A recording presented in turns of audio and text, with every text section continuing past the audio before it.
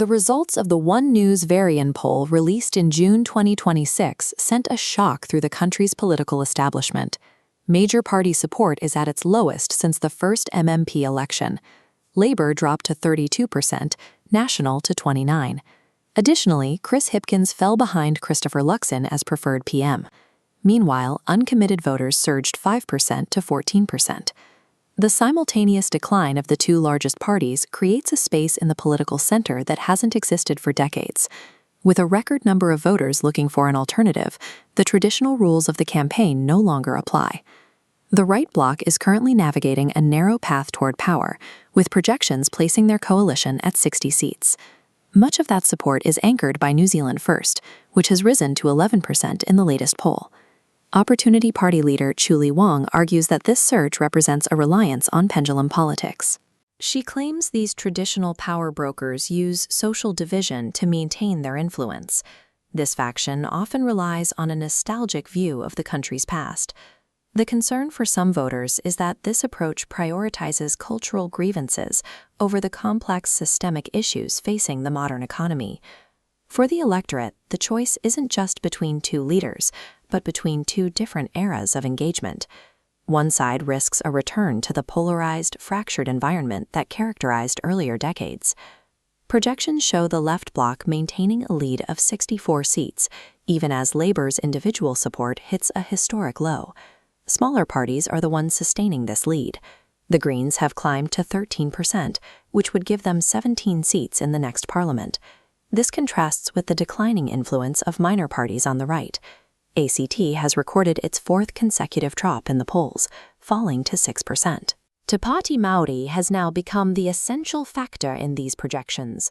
The left bloc's ability to form a government depends entirely on the party retaining all 6 of its current electorate seats. The bloc's ability to hold its ground now rests on these distinct smaller factions. Their combined support is what maintains the current lead as the traditional Labour giant recedes. A new factor has emerged at the edge of the data. The Opportunity Party has reached 4.6%, placing them just half a point away from the threshold needed to enter Parliament. Leader Chuli Wong is positioning the party as a stable, centrist alternative. Her goal is to act as a broker between the major parties, rather than joining a traditional ideological bloc. Their platform proposes a major tax restructure, funding a $20,000 universal basic income by increasing land ownership taxes while reducing personal income tax. This land tax addresses the housing crisis, while the UBI protects a workforce facing displacement from new technologies. These factions are moving beyond short-term political posturing by introducing 10-year transition plans for the tax and welfare systems.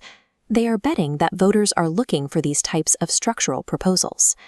Wong notes that New Zealand's political culture has often forced the MMP system to act like a two-party race. She argues this narrow focus ignores the diversity of opinion the system was designed to represent. This binary leads to constant policy reversals between governments. For the business and social sectors, this lack of stability is a primary obstacle to national productivity. Minor parties are now testing their leverage. The Opportunity Party has stated it would rather sit on the crossbenches than join a coalition that compromises its core principles.